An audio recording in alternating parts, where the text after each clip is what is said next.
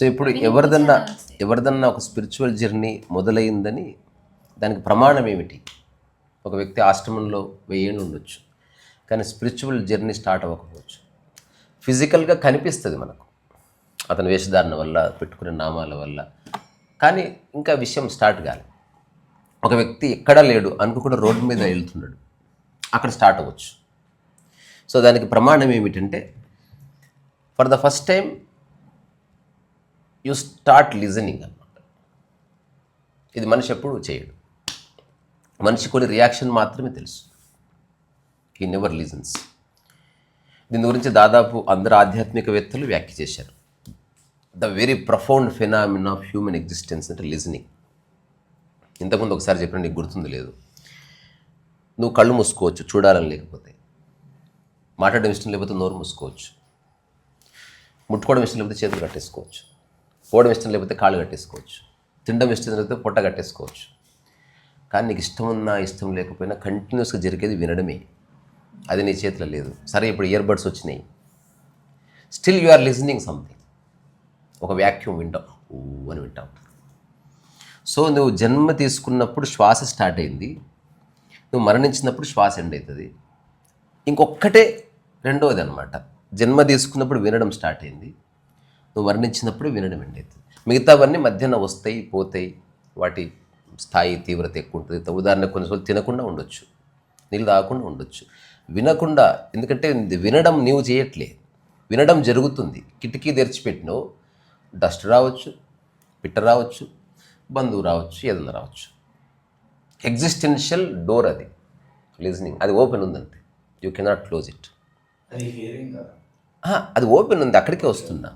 So ఇప్పుడు ఓషో, నేను మలక్పేటలో ఒక మిద్దె మీద ఉన్నప్పుడు నాకు ఎవరో సీడీలు తెచ్చిస్తే, నాకున్న తక్కువ టెక్నాలజీ, ఇయర్ ఫోన్స్ అట్లాంటివి ఏమీ లేవు, కానీ వినే చెవులు ఉన్నప్పుడు నీకు నాయిస్ వినబడదు, మ్యూజికే వినిపిస్తుంది. ఇప్పుడు పండిట్ భీమ్సేన్ జోషి లేకపోతే గొప్ప అల్లారఖా లేకపోతే జాకిర్ హుస్సేన్ లాంటి వాళ్ళు సంగీతం ప్రాక్టీస్, వాళ్ళకి డాల్బీ సౌండ్ ఎక్కడిది, but they have Dolby years. చాలా మంచి మ్యూజిక్ సిస్టమ్ ఉన్నా నీలో మ్యూజిక్ లేకపోతే ఎట్లా కదా, అది ఇంపార్టెంట్. సో అప్పుడు నేను చాలా డీప్గా, ప్రకాష్ అని ఒక వ్యక్తి చెప్పాడు, నువ్వు కూరగాయలు నాకు తెచ్చివు, నేను ఫుడ్ చేస్తాను, ఆ తర్వాత నువ్వు ఏదో వింటాను, ఏదో విను, ఫుడ్ అయిన తర్వాత నేను పిలుస్తాను అని. దీంట్లో సగం ఉంటుంది అంతే. 11 మంది ఉండేవాళ్ళు రూమ్లో. జస్ట్ దానికి ఇంజన్ తగిలిస్తే రైలు అది అంటే అటు. అయితే నేను ఇట్లా దుప్పట్లు వేసుకొని, ఇంకో విషయం తెలుసా, ఎవరు దుప్పటి ఎవరన్నా కప్పుకుంటారు మిల్క్ అంటే అట్లా. ఇంకోటి, డోరు ఎండాకాలం తెరుచుంటే గాలి రావాలి, ఫ్యాన్ లేదు, ఉన్నా కరెంటు పోయేది, ఒక్కొక్కచ్చి పడుకునేది మా అందరి మధ్య. అది ఎక్కడి నుంచి వస్తుందో పొద్దున మెలుకో తర్వాత నేను దాన్ని సంవత్సరం వెతికినా, ఆ కుక్క నాకు ఎప్పుడు కనబడలేదు. అది నిద్రలో చూస్తేనే ఉంటుంది, అట్లాంటి మచ్చలు ఉన్నది, అలాంటి ఒక తోక ఊపుతుంటుంది అట్లా. అది దైవదూతనో నాకు తెలియదు, ఇప్పటికీ తెలియదు. నేను మామూలుగా కుక్క రోడ్డు మీద కనబడాలి, ఇంటి ముందు కనబడాలి. I have never seen that dog. నేను చాలాసార్లు అనుకుంటాను, ఏమో సమ్ టైమ్స్ మన లైఫ్లోకి ఏదైనా అట్లా వస్తుందేమో. నేను వింటున్నా. సో ఓషో చెప్తున్నాడు, the difference between hearing and listening అని చెప్తూ, మనకు జర్మన్ రూట్ నుంచి అది వచ్చింది. అబ్ హార్షన్, అబ్ అడైర్, హార్షన్ అని ఒక జర్మన్ యాక్సెంట్ ఆ పదాలు చెప్పి ఏం చెప్పాడంటే, when we here we listen with organ. So మైండ్కి సంబంధం ఉండదు, మైండ్ వేరే పని చేస్తుంటుంది, చెవు వింటూ ఉంటుంది. చెవి యొక్క లక్షణం వినడం, ఇప్పుడు స్పాంజ్ యొక్క లక్షణం పీల్చుకోవడం లాంటిది. కానీ లిజనింగ్ అన్నది ఆ వచ్చే మాటలు మైండ్కి టచ్ అవుతూ ఉంటుంది అన్నమాట. First time mind is aligned with sound, that's called listening. So listening happens only when there is complete attention of body mind complex. Hearing can happen only the organ is activated. ఇది చెప్పినప్పుడు అంతవరకు చిన్నప్పటి నుంచి నేను ఎప్పుడు వినలేదు అది. కానీ ఆ రోజు మా ప్రకాశనతో చెప్పింది అంటే, నేను ఎప్పుడు లిజనింగే చేశాను, ఐ నెవర్ హియర్ అని చెప్పాను. నేను ఎప్పుడు చెబుతూ మాత్రమే వినలే, ఏది విన్నా శ్రద్ధగానే విన్నాను. అది రూఢి అయింది. ఈరోజు నా పక్కింటి బ్రహ్మచారి అంకుల్ ఒక పాట చాలా నాయిసీగా రికార్డ్ అయ్యేది. ఇది ఒక్కటేసారి వింటే ఇద్దరం పాడేవాడు, బికాస్ డీప్గా వినడం. సో ఈవెన్ సద్గురు ఇంతకుముందు ఎవరో పెట్టారు, అది నాకు గుర్తులేదు ఇప్పుడే మన మధ్యలో, వీడే ఇది ఇంతకుముందు సద్గురుది ఒకటి పెట్టా. ఏం చెప్పాడు? సో హియరింగ్ అనేది ప్యాసివ్ లిజనింగ్. లిజనింగ్ అనేది passive. You are listening but you are not listening. విన్నా, పెడచెవిన విన్నాం, చెవులకు వెళ్ళింది శబ్దం, కానీ ఎట్టుపోయిందో తెలియదు. కొన్నిసార్లు పరధ్యానం అంటాం కదా, సినిమా చూస్తుంటాం, కళ్ళు చూస్తున్నాయి కానీ నువ్వు చూస్తలేవు, చెవులు వింటున్నాయి కానీ నువ్వు వినలే. అది లిజనింగ్ అంటే అది యాక్టివ్ లిజనింగ్ అనమాట. You are absolutely there. అందుకే స్కూల్లో ఒక బెత్తం ఉంటుంది, సార్ ఏం చేస్తాడు, ఆ బెత్తం తీసుకొచ్చి ఇట్లా కొడతాడు. ఆ కొట్టినప్పుడు ఏమవుతుంది, నీ బాడీలో ఉన్న అణువణు జెల్ అని ఇట్లా ఎగిరి అటువైపు చూస్తుంది, అప్పుడు చెప్తాడు అనమాట. అప్పుడు వింటావు. రెండోది, నీకు ఇంకా అర్థం కావు, తొడపాశం వచ్చింది. ఆ తొడపాశం ఎందుకు పెడతాడు? ఆ తొడపాశం పెట్టినప్పుడు నీ హోల్ మైండ్ నా మాట వింటుంది, అందుకని ఇంప్రింట్ అవుతుంది. అది యాక్చువల్ పనిష్మెంట్ కాదు, ఇట్ క్రియేట్స్ అటెన్షన్. కాబట్టి ఇప్పుడున్న సమాజంలో టీచర్స్ కాఫీ లగ్జరీ లేదు, ఎవరెవరిని కొట్టకూడదు, కొట్టారు. అందుకని మనం డిస్కస్ చేస్తున్న టాపిక్ ఏంటంటే స్పిరిచువల్ అండర్స్టాండింగ్ యొక్క సీడ్ ఎప్పుడు పడుతుంది? When you shut your mouth, when you start listening deeply. ఇది బిగినింగ్ ఆఫ్ స్పిరిచువల్ అండర్స్టాండింగ్. రెండోది, లిజన్ టు ఎవ్రీథింగ్. అండ్ ఇప్పుడు నువ్వు మాట్లాడట్లేదు, ఇప్పుడు ఏం జరుగుతుంది? మైండ్ చాలా యాక్టివ్గా పనిచేస్తూ ఉంటుంది. ఫస్ట్ టైం నీకు తెలుస్తుంది నువ్వు ఎంత జడ్జిమెంటల్, నీకు తెలుస్తుంది నువ్వు ఎంత సెంటిమెంటల్, నీకు తెలుస్తుంది నువ్వు ఎంత ఫూలిష్, నీకు తెలుస్తుంది నీకు ఎన్ని కాన్సెప్ట్లు ఉంది, నీకు తెలుస్తుంది ఎన్నిసార్లు అఫెండ్ అయినావు, because you are not expressing. అందరూ అనమాట, పొట్టుకున్న వాళ్ళందరూ వారంలో వస్తారంటే ఇక్కడ చదివినా, పొట్టుకున్నావు నువ్వు, అది నీకు నచ్చలేదు. ఫస్ట్ టైం అతను నీకు నచ్చలేదు, ఇదంతా నీ మైండ్లో జరుగుతుంది, డీప్గా వింటున్నావు. సో రాను రాను ఏం తెలుస్తుంది, నువ్వు డీప్గా వింటున్నావు కానీ నువ్వు జస్ట్ అఫెండ్ అవ్వట్లేదు, ఆ తర్వాత దాన్ని నెగిటివ్గా తీసుకోవట్లేదు, పాజిటివ్గానే తీసుకోవట్లేదు, దాని గురించి ఒక కథ అల్లుకోవట్లేదు, జస్ట్ ఉన్నది ఉన్నట్టు వింటున్నావు. ఎవరిని అడిగితే అతను నిన్ను బేవకూఫ్ అన్నాడు అంటే విన్నాను అని చెప్పావు, విన్న తర్వాత విన్నాను అంతే అని చెప్పావు. ఆ తర్వాత నథింగ్ హ్యాపెండ్. అంటే విన్న తర్వాత కోపం రావాలి కదా, విన్నాను, పూర్తిగా విన్నాను, ఇది అయిపోయింది కదా. ఇప్పుడు ఈ స్థితి వచ్చిన తర్వాత ఎవరైతే మాట్లాడతారో అది ఫిల్టర్డ్ టోన్, ఇంకా వాడు తప్పు మాట్లాడే అవకాశం లేదు. ఎందుకంటే నువ్వు చాలా విన్నావు కాబట్టి వేరే వాళ్ళు ఏది వింటారో అదే నువ్వు చెబుతావు, కోహెరెన్స్ ఉంటుంది. ఇప్పుడు ఒకవేళ ఈ మానసిక స్థితి ఎస్టాబ్లిష్ అయిన తర్వాత అప్పుడు one should start reading Bhagavad Gita and Vedas. ఎందుకంటే చదివి ఏదో ఒక కల్పన చేసుకొని అవును ఇది కరెక్ట్ ఇది తప్పు అనే మైండ్ వేరు. You are just reading and you are just listening, you are just speaking. ఎక్కడా నీకు ఒక ఎమోషన్ కానీ ఒక ప్రీకన్సీవ్డ్ నోషన్ కానీ ఒక కాన్సెప్ట్ కానీ లేదు. ఇది ఒక పరమోత్కృష్టమైన మనోదశ. ఇది కంటికి కనబడదు. ఇప్పుడు అందరూ రమణ మహర్షి ఉన్నాడు, నువ్వు కూర్చున్నా, నేను కూర్చున్నా, అందరూ ఒకలాగా అనిపిస్తారు. కానీ ఆ దశ అన్నది నీకు తెలుస్తుంది, ఎవరికి వాళ్ళకే తెలుస్తుంది. అది మనం ప్రూవ్ చేసేది కాదు. ఇదంతా ఎందుకు అంటే జీవితాన్ని యథావిధిగా జీవించడానికి. కష్టాలు, కన్నీళ్ళు, బాధలు ఇవన్నీ నీ యొక్క మనస్సాడే కల్పనలే, అవి లేవు అని తెలుసుకోవాలంటే ఫస్ట్ టైం ఎవరో తిట్టాడు, ఇంతవరకు అఫెండ్ అయ్యావు, వాడి గురించి ఒక బాధ పెట్టుకున్నావు, వాడి గురించి ఒక ఒపీనియన్ క్రియేట్ చేసుకున్నావు, నెక్స్ట్ మాట్లాడితే వాడి గురించి విషయం కక్కావు. ఇదంతా నీ మనసుని కరప్ట్ చేసుకునే ప్రక్రియని. సెకండ్, ఈ వినడం స్టార్ట్ అయిన తర్వాత నువ్వు జస్ట్ విన్నావు అంతే, నథింగ్ చేంజ్డ్. ఎవరిని అడిగితే విన్నాను, మరి గొడవ పడవా? లేదు, విన్నాను, నా పని నేను చేసుకుంటున్నాను. ఇది ఎప్పుడైతే చెప్పగలుగుతాం అంటే నువ్వు అఫెన్స్కి కానీ లేకపోతే బాధపడడానికి కానీ లేదా పర్సనల్గా తీసుకోవడానికి బియాండ్గా చూసినప్పుడు అప్పుడు యాక్చువల్గా మన అద్వైత సారం ఏంది, రమణ మహర్షి నీవెవరు అంటే ఏది ఉందో అది శుద్ధంగా వినేవాళ్ళు, దాని గురించి ఒక స్టోరీ అల్లుకునేవాళ్ళం కాదు. దీనివల్ల ఉపయోగం ఏంది? You die peacefully, you live peacefully. మైండ్లో జార్గాన్ అంతా తగ్గుతుంది. మనకు ఎట్లయితే సిస్టమ్ క్లీన్ అవుతుందో, ఫార్మాట్ అవుతుందో, నువ్వేమీ చేయకుండా కొద్ది నెలల్లో కంప్లీట్ సైకలాజికల్ రెల్మ్ అంతా క్లీన్ అయిపోతుంది. And you see that. దానివల్ల నీకేం జరుగుతుంది? ఈరోజు ఒక వ్యక్తి వస్తే ద్వేషం ఎలా పోగొట్టుకోవాలి అనే చర్చ నేను నీ మీద అరిచి వచ్చిన తర్వాత ఒకటే ప్రశ్న అడగాలని, నేను వెళ్ళిపోదాం అనుకున్నా, ఆ ప్రశ్న మిమ్మల్ని అడగాలని వెయిట్ చేస్తున్నా. రెండోది, సరైన సందర్భం వచ్చింది, నేను గట్టి కేకలు వేసిన, అతను విన్నాడు, ప్యానిక్ అయ్యి పారిపోయాడు.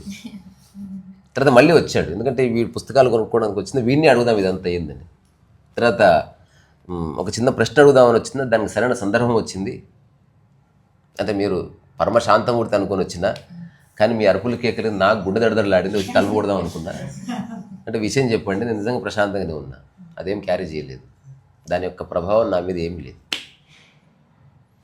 ఇప్పుడు ఒక మనిషి నాకు ద్రోహం చేశాడు, అతను నేను ఒక బుద్ధి చెప్పాలనుకుంటున్నా. తప్ప అంటే తప్పేం కాదు, నాకు అతని పట్ల ద్వేషం వస్తుంది. మరి ఇది తప్ప అంటే 100% తప్పు. నాకు ఇది అర్థమయ్యేట్టు చెప్పండి. చాలామంది చెప్తున్నారంటే వెరీ సింపుల్. ఎప్పుడన్నా నీ బైక్ని మెకానిక్ దగ్గర తీసుకుపోయినావా అంటే నిన్ననే తీసుకుపోయినా, నిజంగానే జరిగిందంట, అది నిన్ననే తీసుకుపోయినా. అతను రిపేర్ చేసినప్పుడు సుత్తో కొడతాడు కదా, కొట్టిండు, ద్వేషంతో కొడతాడా? అంతే, డిస్కషన్ అయిపోయింది. అంటే ఇప్పుడు నువ్వు కొట్టడం తప్పు కాదు, అరవడం తప్పు కాదు. నాకే గొడవలు వద్దంటే నువ్వు మనుషులకు దూరంగా పోతే గొడవలు ఏం కావు. ఇదేం జీవితం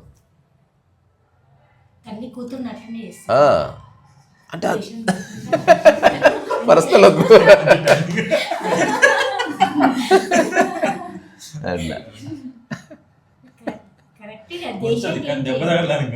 నువ్వు చెప్పింది కరెక్టే. నేను చెప్పింది, ఒక తల్లి కొడుకుని కొట్టడం కానీ చిన్నగా ఉన్నప్పుడు అందరు ఆపుతారు. నువ్వు చూడవలసింది ద్వేషంతో చేస్తే కొట్టవలసిన అవసరం లేదు, చూపు చాలు విషయం. అది నువ్వు ద్వేషం లేనివాడు కొట్టినా ఆ కొట్టించుకున్న వాడికి గాయం కాదు. అది ఆర్గానిజానికి ఉన్న మధ్యన ఉన్న రొమాన్స్. అది వేరే వాళ్ళకి తెలియదు. ఏమిరా అంత తిట్టాడు, ఏదో నా మంచి కోసం వెళ్ళింది సార్, అది నీకు తెలుస్తుంది. అది దానికి వేరే వాళ్ళ ఇంటర్వెన్షన్ కానీ మీడియేషన్ కానీ ఏం అక్కర్లేదు. Organism recognises organism. నీ ద్వారా వచ్చే నెగిటివ్ తరంగాలు, పాజిటివ్ తరంగాలు, అది భాషకి పుస్తకాలకి అతీతమైన సంపద. అది ఖచ్చితంగా మనిషికి తెలుస్తుంది. నిజంగా గురువులు చాలా హింసిస్తారు. అది హింస కింది కదా, చూసేవాడికి అట్లా అనిపిస్తుంది. ఎంత ఇబ్బంది పెడతారో, 400కి లేపుతారు, తిడతాడా నాయన వాడు. కానీ ఆ వ్యక్తికి తిట్టులాగా అనిపిస్తలేదు, మేల్కొల్పులాగే ఉంది. అది తీసుకునేవాడికి అది. అట్లా కాకుండా ఒకడు చిన్న మాట అన్నా కూడా వదిలేసిపోతారు. ఎందుకంటే ద్వేషంతో అనబడ్డది, అందులో విషయం ఉంది, అది ఇంపాసిబుల్ టు టోలరేట్. అందుకని నేనేం చెప్పాలనుకుంటున్నా అంటే, మాట్లాడితే అర్థవంతంగా మాట్లాడాలి. 10 hours మాట్లాడు. ఒక కొహెరెన్స్ ఉండాలి. కొహెరెన్స్ అంటే ఒద్దికి ఉండాలి, ఒక క్రమానుక్రమణికి ఉండాలి. మనకి ఈ మధ్య అమిత్ షా వల్ల ఫేమస్ అయింది, ఒక క్రోనలాజికల్ ఆర్డర్ ఉండాలి, వెన్నుపూసలాగా ఉండాలి, ఒక అవయవ నిర్మాణం లాగా ఉండాలి, ఒక బిల్డింగ్ కన్స్ట్రక్షన్ లాగా. నేను కొత్త టైప్లో కడతా, ముందు స్లాబ్ వేసేసి తర్వాత పిల్లలు వస్తాను అనుకో, వాడిని పిక్చర్. అంటే మన భాషలో కూడా ఫస్ట్ పిల్లర్లు వేసి ఆ తర్వాత స్లాబ్ వేయాలి భాషలో. అంటే కన్స్ట్రక్షన్ ఉండాలి.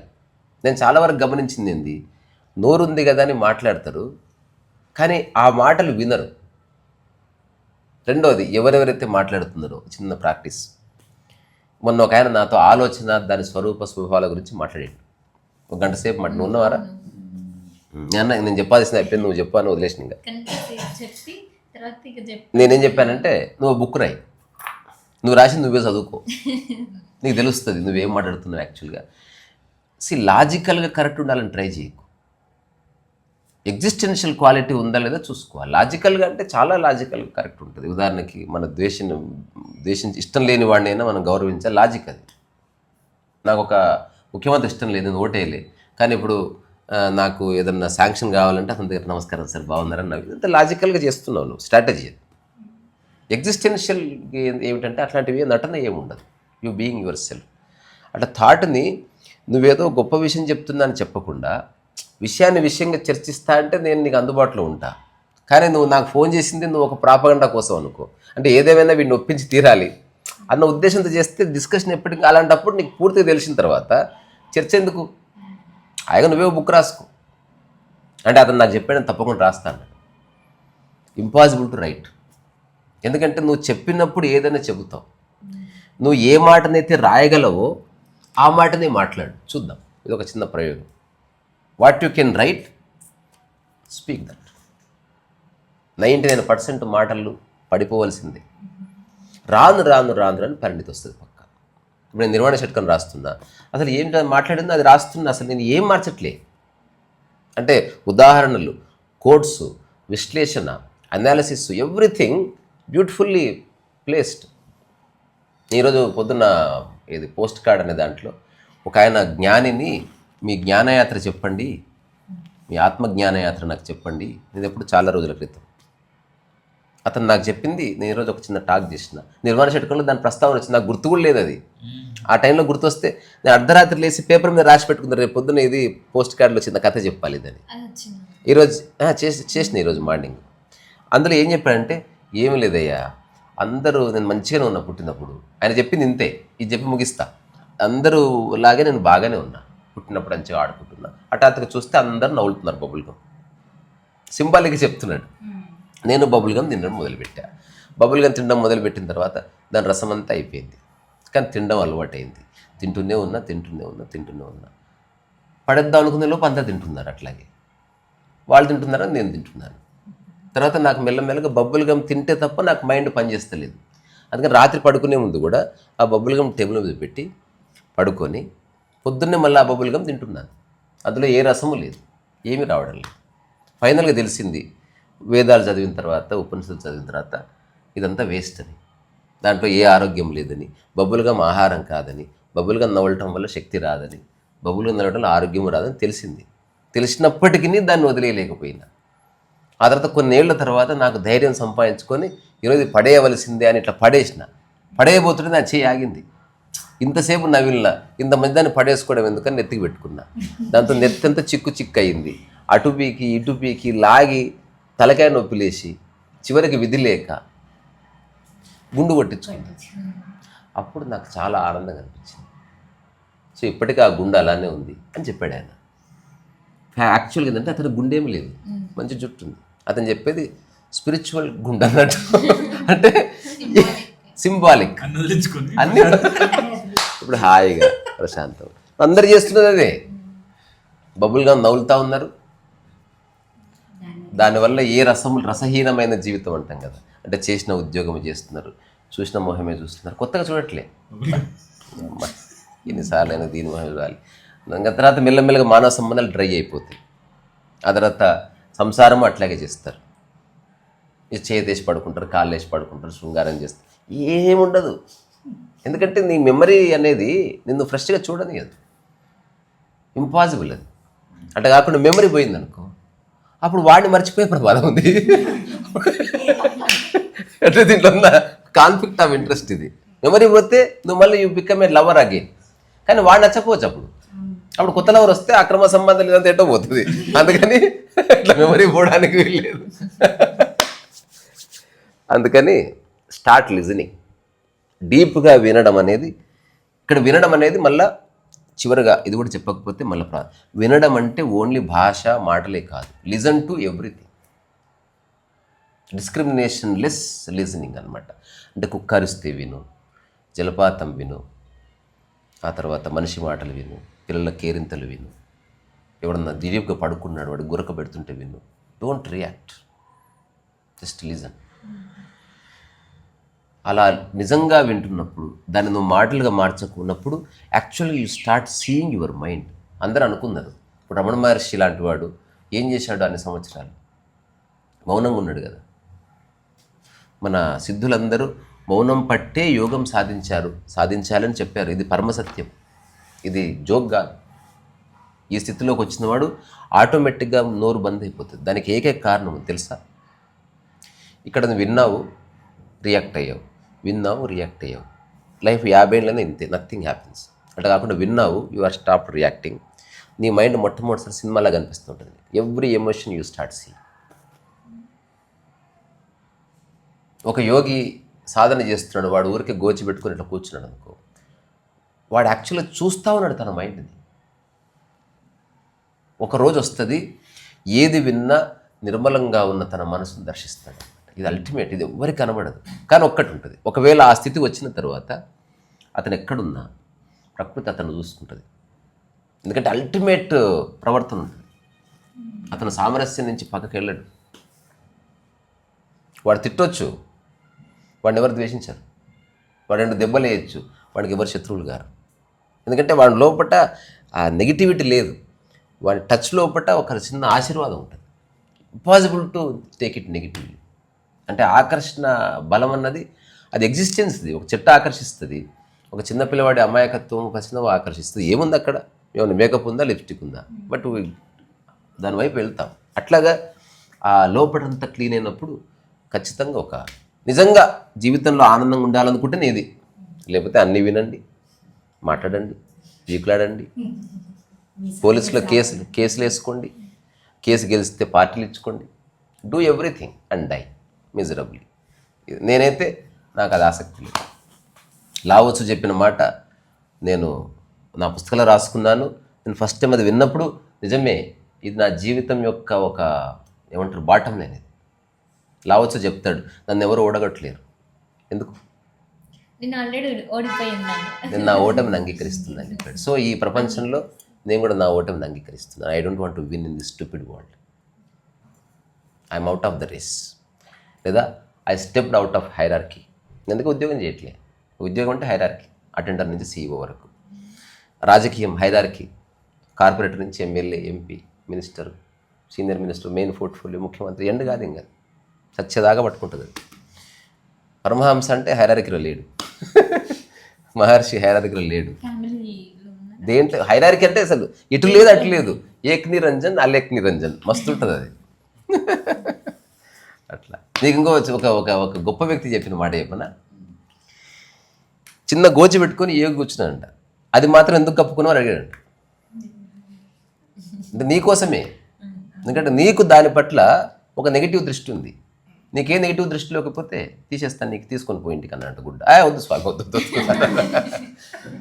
అంటే నిజంగా జవాబు అంతేనా అంటే అది నీలాంటి వాడికి. నాకు అవగాహనలో వచ్చిన జవాబు వేరే ఉందన్నట్టు.